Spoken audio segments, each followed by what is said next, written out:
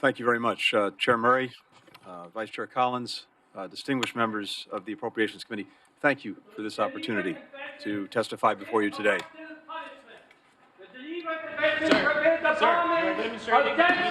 Populated areas.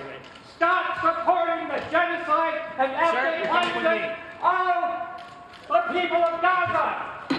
Ceasefire now. Save the children of Gaza. Save the children of Gaza. Ceasefire now. Where is your pride, America? I do recognize that people feel very passionately, but I ask that we have order in this hearing room and respect our speakers. We will move forward with the hearing and allow the people here and the American people to hear from their witnesses. Senator Blinken. Thank you, Chair.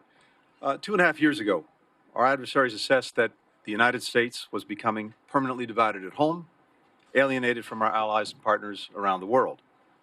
Working together, we've demonstrated that America's resilience, its strength, and leadership in the world remain unmatched. We've made historic investments in the source of America's strength at home, our democracy, our infrastructure, our economic and technological competitiveness. We've invested in the modernization of our military, and we've invested in our greatest strategic asset abroad, our network of allies and partners, which is growing larger, stronger, more united, and more capable than ever. We're standing up for our interests and values, not shrinking back. Not in the face of Russia's aggression against Ukraine. Not in the face of an intensifying strategic competition in the Indo-Pacific and around the world. If the witness will suspend, and I ask that everyone again respect this hearing, we will suspend until the room is cleared. Is calling for a ceasefire. Shame on you all. The world is calling for a ceasefire. The American people don't want to support this brutal. All right, you've been listening to the Secretary of State, Antony Blinken, who is there on Capitol Hill with the Secretary of Defense, Lloyd Austin, to lobby for aid to Ukraine and Israel. And as you can see here, the hearings are being interrupted by protesters, the hands covered with some type of red material, perhaps presumably indicating blood on hands for what is happening in the Middle East. Are they still up? They're restarting. Okay. Not in the face of terrorism and its state sponsors. And America does not stand alone. We built extraordinary coalitions with friends who carry their share of the burden, which I'm happy to come back to. Our adversaries and competitors alike recognize that our strategies are working, and they continue to do everything they can to disrupt us. We now stand at a moment where many are again making the bet that we're too divided or too distracted at home to stay the course. That's what's at stake with President Biden's national security supplemental funding request. The President's request would secure the urgent resources that we need to continue to lead. Secretary Austin and I believed it important for us to be here together today because in this mission, as in so much that we do to advance America's national security, our defense, our diplomacy, our development must work hand in hand. Committee will suspend. And again, I appreciate that people feel passionately about these issues. I would ask that you respect our witnesses and our committee members and allow the American people to hear their testimony. We will pause until the room is cleared. 300 people in Gaza, 3,500 kids dead. Come on, I'm an Army colonel, I'm a former diplomat, I resigned on that war in Iraq that you talked about. That was a terrible thing, and what we're doing right now in supporting Israel's genocide of Gaza is a terrible thing too. Thank you, Secretary Blinken. If you can continue, please. Thank you, Chair. The President's funding request has 4 key elements. First, it provides for our enduring support to Israel and Ukraine, 2 democracies under brutal assault by actors determined to wipe their nations off the map. It will ensure that Israel can continue to defend its people by building on the diplomatic, security, and intelligence support that the United States has surged since Hamas's appalling slaughter. I know that several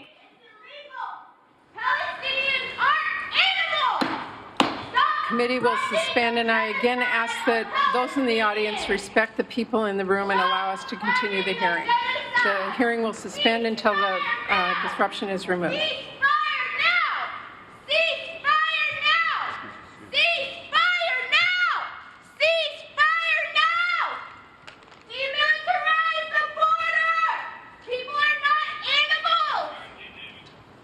Thank you, Secretary Blinken. If you can continue, please. So I was saying, I know that several committee members have traveled to Israel over the last 3 weeks. They've heard directly from Israeli officials what they need to defend their people and prevent another attack like this one. And that's exactly what the supplemental provides, with $3.7 billion for security needs, including to help Israel bolster its air and missile defense systems. The supplemental also requests additional authority to draw down DoD stocks and enhances the security of our embassy. As President Biden has made clear from the outset, while Israel has the right, indeed it has the obligation, to defend itself, the way it does so matters. In our discussions with the Israeli government, the President and I have both stressed the need for Israel to operate by the rule. Why are we handcuffing and arresting them? These are Committee will people suspend. in action. Let them be at the table. Why aren't they at the table? Ceasefire now! I beg you! Ceasefire now! Secretary Blinken, you may continue. Thank you, Chair. So I was saying the President and I have both stressed in our conversations with the Israeli government the need for Israel to operate by the law of war and in accordance with international humanitarian law, and to take all possible measures to avoid civilian casualties. For Ukraine, President Biden is requesting $16.3 billion to supply Ukraine's defense, without which Russia will move quickly to try to seize and exploit any possible opening, and to ensure that Ukraine can sustain the economic base and recovery that its war effort depends on. This funding will not only rebuild Ukraine's economy and offset the damage wrought by Russia, but it will also help to reimagine it, investing in new industries, infrastructure, and supply chains connected to Europe and to the world.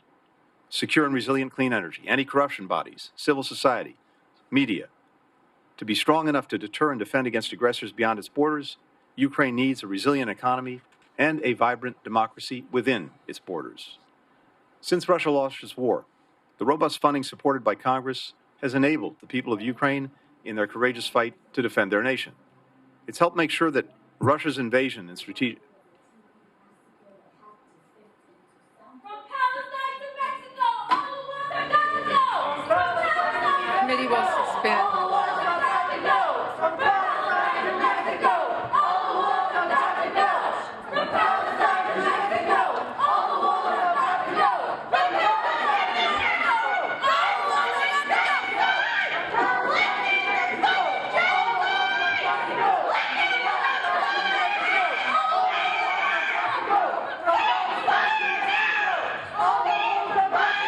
Palestine to Mexico, all the walls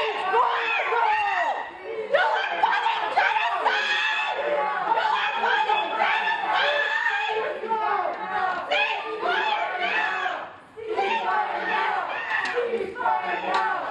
Ceasefire now! Ceasefire now! Let Gaza live! Let Gaza live! Let Gaza live! Let Gaza live! Let Gaza live! Let Gaza live! Let Gaza live! Let Gaza live! From Palestine to Mexico, all the walls have got to go! From Palestine to Mexico, all the walls have got to go! From Palestine to Mexico, all the walls have got to go! From Palestine to Mexico, all the walls have got to go! Ceasefire now! Ceasefire! Ceasefire! Ceasefire now! Ceasefire now! Ceasefire now! Ceasefire now! Ceasefire now! Ceasefire now! Ceasefire now! All right, so we're supposed to be watching a hearing of the Senate Appropriations Committee. The Secretary of Defense and Secretary of State will be speaking. Secretary of State had started his opening remarks, but as you can see, there have been several protesters in the audience section there that have been interrupting him before he can get through his opening statements. The purpose of this hearing is to discuss the billions of dollars the Biden administration has asked for to cover a number of different international interests and concerns. But the two big ones, of course, the Israeli war with Hamas and Ukraine's war with Russia. And it looks like the Secretary of State is going to resume his opening remarks. So let's dip back in. Manner, we all appreciate it. Secretary Blinken, can you please continue? Thank you. So to continue, since Russia launched this war, the robust funding provided by Congress has enabled the people of Ukraine in their courageous fight to defend their nation. It's helped make sure that Russia's invasion is a strategic debacle, making it weaker in nearly every way.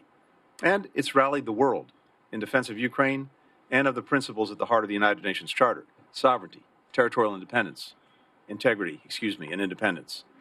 Our partners are making significant contributions to share the burden of assistance.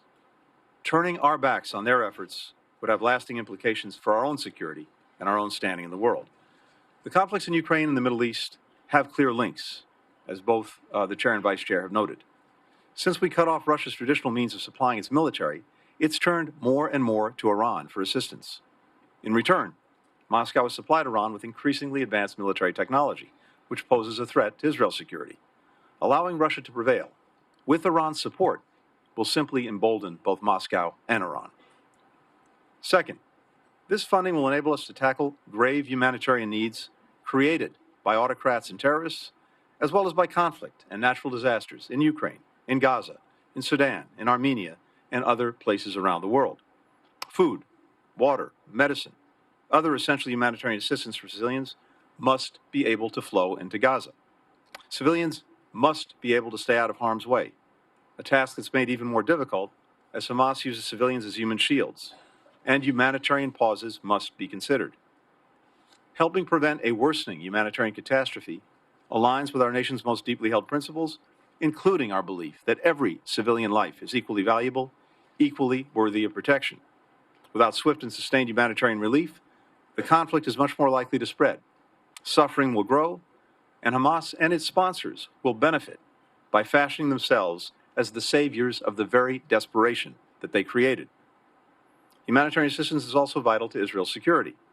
Providing immediate aid and protection for Palestinian civilians in this conflict is a necessary foundation for finding partners in Gaza who have a different vision for the future than Hamas and who are willing to help make it real. Third, this funding is critical to outcompeting our strategic rivals. This request will bolster deterrence. It will support our allies and partners in the Indo-Pacific to address threats from an increasingly assertive PRC and to meet emerging challenges. It will uphold our commitment to our allies, including under our trilateral security partnership with Australia and the United Kingdom, AUKUS. And it will help countries transition to military and defense equipment that's made in America. The President's request also includes resources for the World Bank and International Monetary Fund to provide alternatives to China's coercive financing for our partners in the developing world. It will also help ease the impact of spillovers of Russia's war on food and energy security for the world's most vulnerable. The proposed $2 billion appropriation and requested authorizations would generate almost $50 billion in additional development funding capacity for the World Bank and the IMF, an enormous return on our investment, demonstrating U.S. leadership in meeting urgent global challenges. Fourth and finally, the supplemental will make critical investments to protect the security of Americans here at home. That includes addressing the hemispheric challenge of irregular migration, strengthening our defense industrial base to ensure our military continues to be ready, capable, and the best equipped fighting force in the world, and that we remain the arsenal for democracy. More than $50 billion of the security assistance funding will replenish U.S. military stocks, strengthen our defense industrial base, and will be spent through American businesses. Each of these investments work together to achieve our mission, a stronger, safer, brighter future where America can lead from a position of strength. Let us come together and demonstrate to one another and to the world that we can rise to this moment. I also hear very much the passions expressed in this room and outside this room. All of us are committed to the protection of civilian life. All of us know the suffering that is taking place as we speak. All of us are determined to see it end. But all of us know the imperative of standing up with our allies and partners when their security, when their democracies are threatened. That's what's happening now. We stand resolutely with them, even as we stand resolutely for the protection of innocent civilians. Before I close, I'd just like to thank senators for their vote today to send the President's ambassadorial nominee, Jack Lew, to Israel at this critical time. And I encourage the Senate to do the same for the 26 other nominees waiting for their vote. Thank you very much, Madam Chair.